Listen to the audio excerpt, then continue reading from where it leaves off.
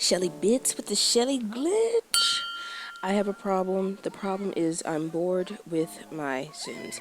My typical style of gameplay is rags to riches. I've never actually played the challenge, but what I do is I make the Sim, I detail everything about them, their traits, their looks, etc. I put them in a house, have about 2 to 3 grand left, and then I just try to build them up financially from there. There is no actual story necessarily. I just click on things, I just fall into the simulation, just make them keep their needs up, and try to find a bae, have a family, intend to play the family, and then I just get bored. I don't have enough imagination during the gameplay. I don't use all of the features within the game, even as far as the socials, to bring out the best of the game. And basically, the point is, I'm sick of it. All of my characters are basically some version of the same sim. I hesitate to use certain traits because I think, oh, well, that's not really like me, and it really just contributes to the boredom because all the characters are the same. I've never really just allowed the traits to contribute to the unfolding of the story, and now what I'm trying to do is I'm trying to fix that. I'm trying to make my gameplay more dynamic. The key word, trying. We're gonna see how this works out. Hopefully I don't fall off the face of the planet like I did with my last series of Let's Plays because I was bored, I was uncomfortable, I didn't really know what I was doing. But we're just gonna work it out, and then if I fall off the face of the planet, you know what? We'll just figure it out next time if I ever decide there will be a next time.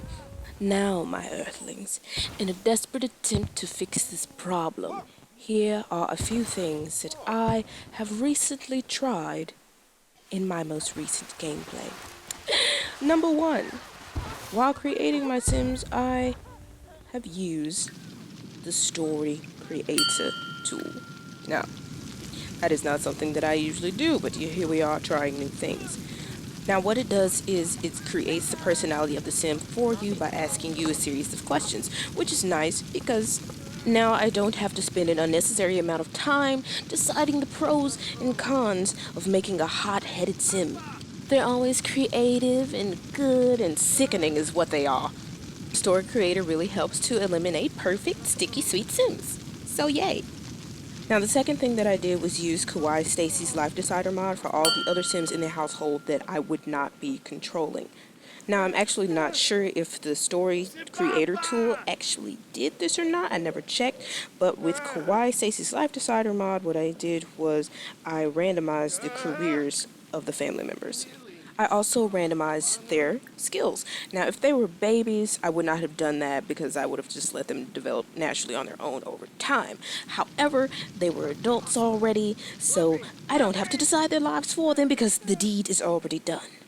The third thing I did was tweak a few settings using the MC Command Center. Or a lot, maybe.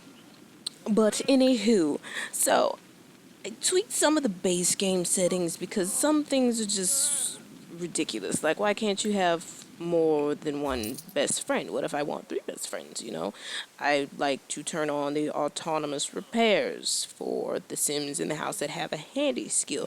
But the thing that I'm really, really currently enjoying is time moving slower.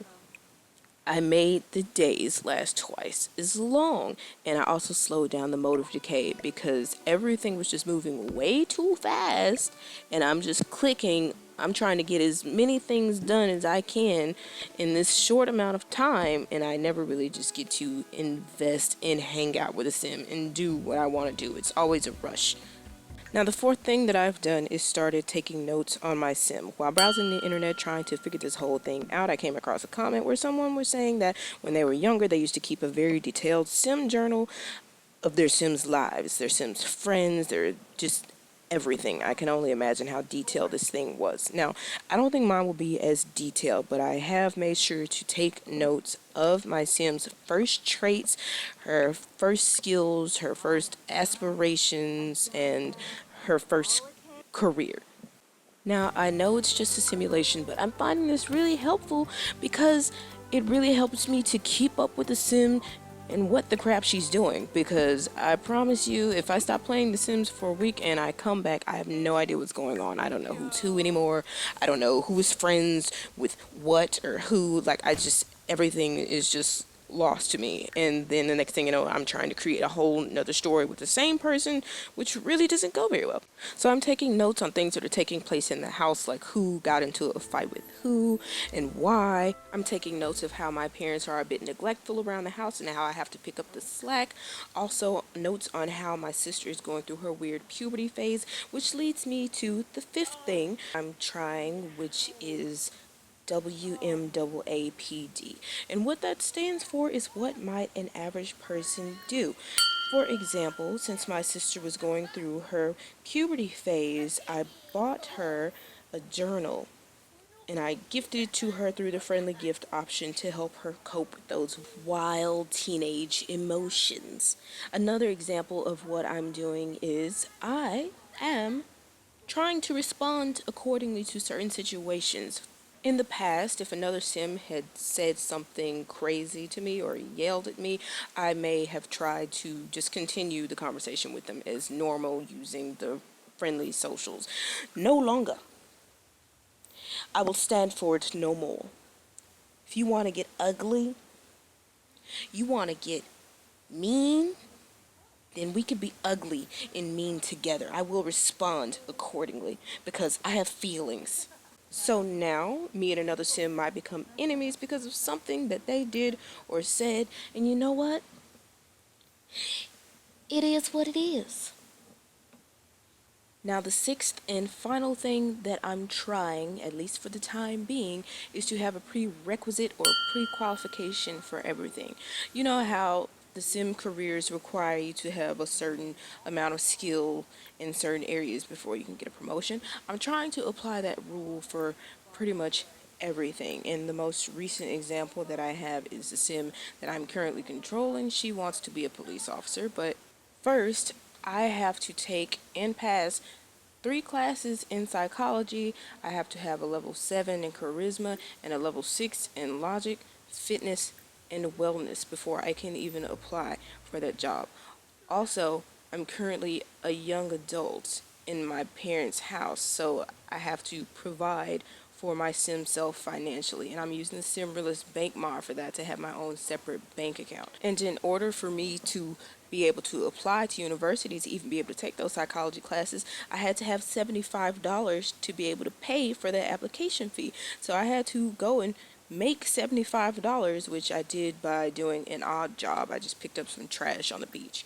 If I want to add any type of decoration to my room, I can't use the household funds for that. I have to use my own money for that sort of thing. The only thing I can use the household funds for are health things like getting sick and going to the doctor's office, or food.